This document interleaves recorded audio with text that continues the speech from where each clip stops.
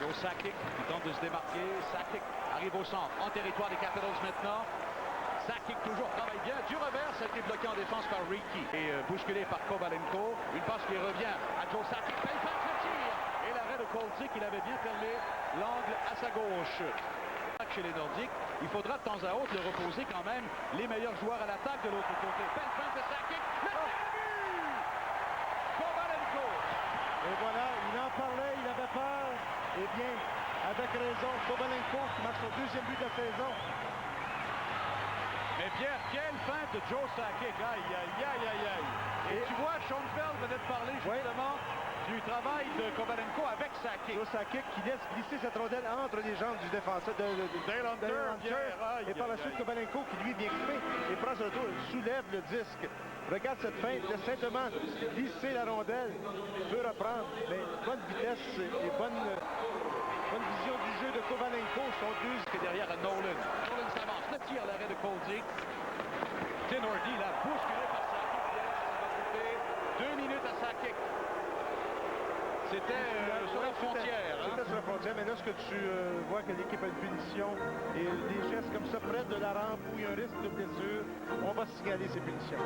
Malheureusement, c'est Joe Sakic qui est pris en défaut. Oui, pénalité quand même malheureuse qui annule cette supériorité. Voilà comment ça s'est fait. Double échec. Hein? C'est ça, et on parle de risque de blessure. Lorsque tu es dans environ 3-4 pieds de la rampe, c'est ce qu'on veut éviter. Le risque des blessures lorsque vous y allez avec pousser comme ça vers un joueur vers la tête. À Wendell Clark avant le match, l'arrivée de Lefebvre et 3 vétérans.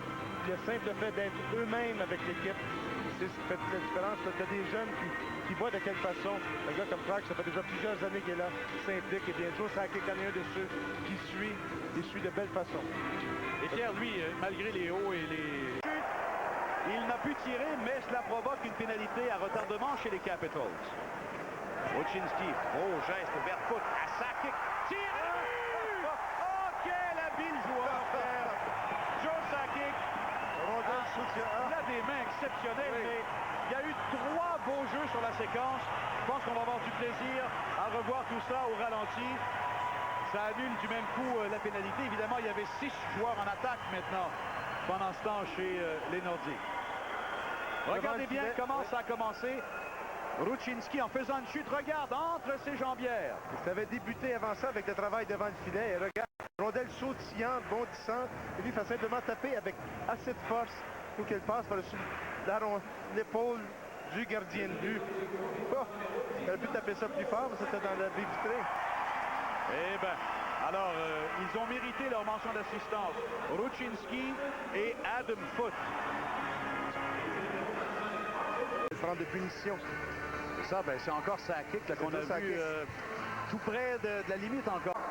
Le Séchine voit son dégagement annulé par Johnson. Ça permet à Sakic de s'échapper avec Kovalenko.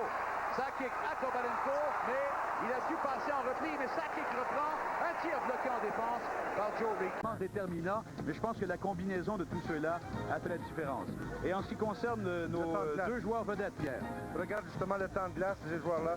C'est près de la moitié du match où ils sont là sur la patinoire, donc beaucoup de temps.